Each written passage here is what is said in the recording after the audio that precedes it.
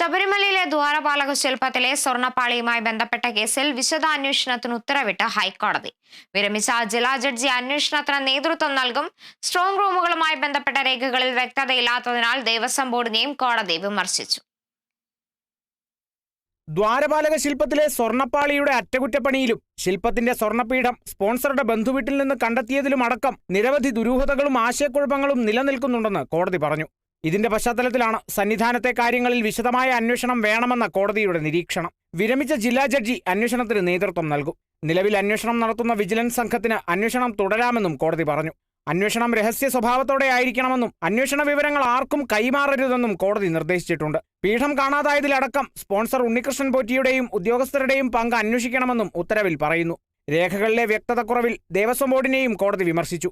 1999 മുതലുള്ള വിവരങ്ങളിൽ അവ്യക്തതയുണ്ട്. സ്ട്രോങ് റൂമുകളും രേഖകളും വിശദമായി പരിശോധിച്ച് വസ്തുവകകളുടെ കണക്ക് തയ്യാറാക്കണമെന്ന് കോടതി നിർദ്ദേശിച്ചു. തിരുവാഭരണം രജിസ്റ്റർ അടക്കം പരിശോധിച്ച് സ്വർണത്തിന്റെ അളവും മൂല്യവും കണക്കാക്കണം. പിഴവുകളുണ്ടെങ്കിൽ അവ അന്വേഷണ റിപ്പോർട്ടിൽ സമർപ്പിക്കണമെന്നും കോടതി പറഞ്ഞു. കേസ് അടുത്ത മാസം 15-ന് വീണ്ടും പരിഗണിക്കും. Kerala vision news, Kochi.